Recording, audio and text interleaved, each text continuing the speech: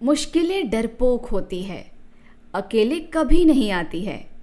मुश्किलों से क्या डरता है बंदे, हौसलों से जंग जीती जाती है। हाय दोस्तों, walk alone presents Monday motivational में आपका स्वागत है। यह एक मोटिवेशनल कहानी है जिसका शीर्षक है गुस्सा अच्छा होता है। इस कहानी के लेखक हैं राजेश। बात सन 1990 की है। मैं बम्बई यूनिवर्सिटी से बीकॉम एलएलबी कर चुका था। कॉलेज की पढ़ाई के दौरान मेरा पहला उपन्यास छप चुका था। काफ़ी बिका भी था। पढ़ाई के साथ साथ मैं सीए फर्म में 5 साल तक काम करता रहा। मुझे फिल्मों में प्रवेश करना था, मगर मेरी कोई जान पहचान नहीं थी। सीए फर्म की नौकरी के बाद मैं एक बहुत बड़ी कंपनी के साथ जुड़ गया जो नारियल तेल बनाती थी। एक दिन मुझे पहली बार स्टॉक रिपोर्ट देनी थी। सीनियर अधिकारी जिसे रिपोर्ट देनी थी वह मेरी रिपोर्ट देखते ही भड़क गया। हालांकि रिपोर्ट सही थी, लेकिन पेन से कट करके दूसरा सही फिगर लिखा हुआ था।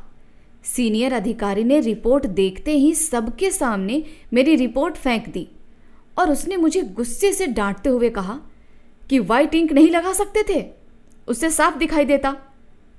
वाकई मुझसे गलती हो गई थी, मैंने वाइट इंक नहीं लगाई थी।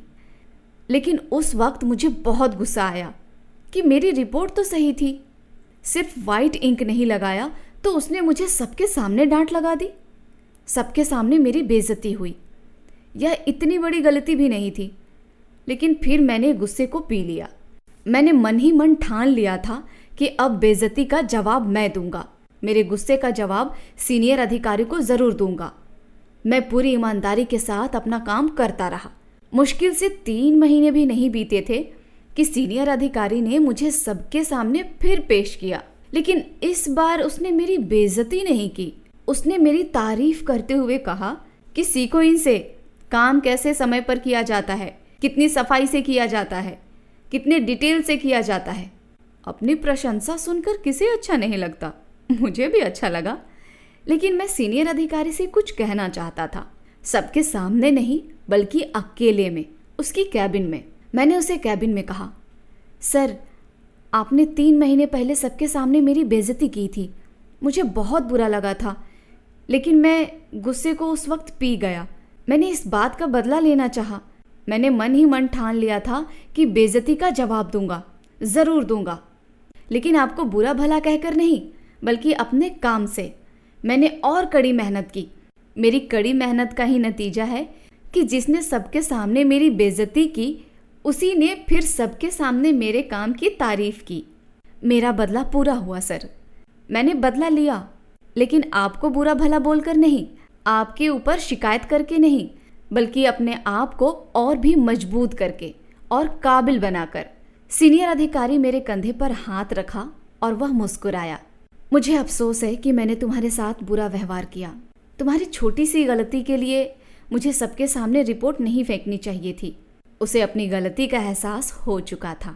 यह मेरी जिंदगी की सच्ची घटना है। मेरी एक और सच्ची मोटिवेशनल घटना है। मेरे हास्य व्यंग लेख, कविता स्कूल कॉलेज में ही देश के अग्रणी अखबारों में छपा करते थे। कॉलेज के दिनों में ही मैंने उपन्यास लिखना शुरू कर दिया था। मैंने पहला उपन्यास लिखा और दोस्त को हाथ से लिखी हुई पांडुलिपि दी। दोस्त ने बिना पढ़े ही मुझे पांडुलिपि वापस कर दी, यह कहते हुए कि वो सिर्फ छपा हुआ उपन्यास ही पढ़ता है। मुझे बहुत बुरा लगा कि मेरा बचपन का दोस्त और मेरा लिखा हुआ नहीं पढ़ रहा है, ये सिर्फ छपा हुआ ही पढ़ता है। मुझे बहुत गुस्सा आया। फिर मैंने ठान लिया कि अब मेरा उपन्यास छपकर ही रहेगा और पहली कॉपी दोस्त को ही दूंगा। उसी साल मेरा पहला उपन्यास छपा और मैंने दोस्त को पहले उपन्यास की कॉपी दी। मैंने उसी तरह अपने गुस्से को पॉजिटिव रूप दिया। एक और सच्ची घटना है। बात उन दिनों की है जब मैं फिल्मों में स्ट्रगल कर रहा था। नौकरी के बाद जेब में पैसे होने लगे थे। एक दिन काम मांगने के लिए मैं एक स्टूडियो पहुंचा, लेकिन मुझे एक स्टूडियो के बाहर रोका गया।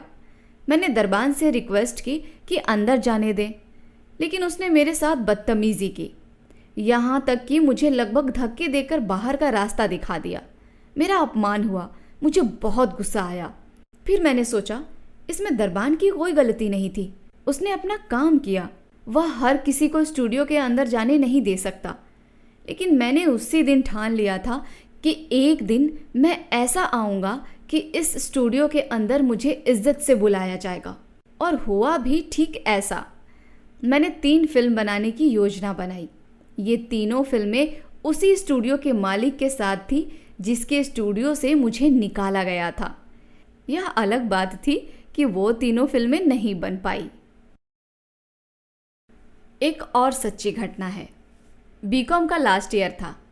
एक इवेंट में मैंने हिस्सा लिया। मुझसे पूछा गया कि आप जीवन में क्या बनना चाहते हो। मैंने जवाब दिया, राइटर डायरेक्टर। अगली पंक्ति में से एक लड़का हंसा। उसने मुझ पर ताना कसा, पहले मुंह धोकर आओ।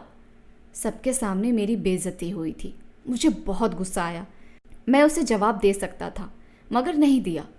लेकिन उस दिन के बाद बॉलीवुड में काम करने की मेरी तमन्ना को पंख लग गए। मैंने ठान लिया था कि मैं बॉलीवुड में प्रवेश जरूर करूंगा और फिर मैंने बॉलीवुड में प्रवेश किया। एक और घटना है। शुरुआती दिनों में मैं एक बहुत बड़े प्रोड्यूसर डायरेक्टर से मिला। उसके चमचे मुझे मिलने नहीं दे रहे थे।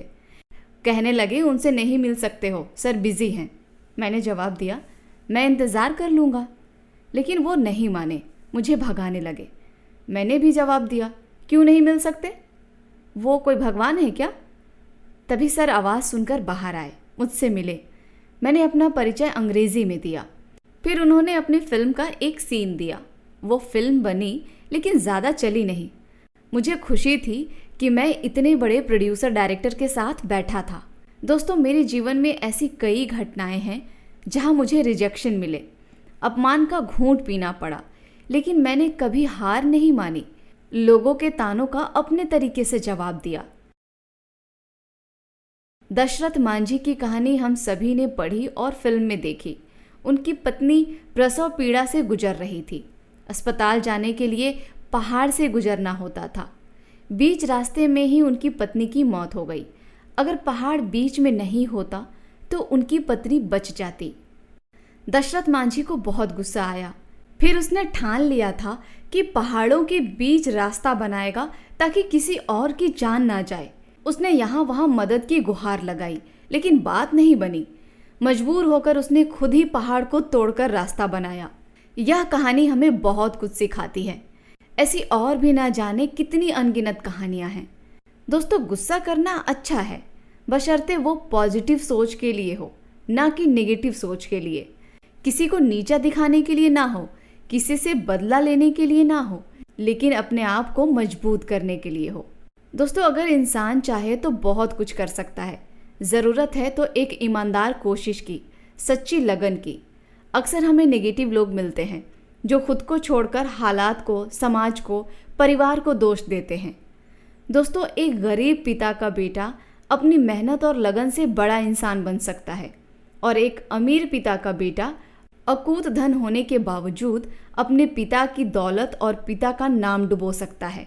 गुस्सा अच्छा होता है अगर हम इसे पॉजिटिव रूप में ले लें, नेगेटिव रूप में नहीं। तो दोस्तों, नेगेटिविटी से दूर रहें, पॉजिटिविटी बनाए रखें।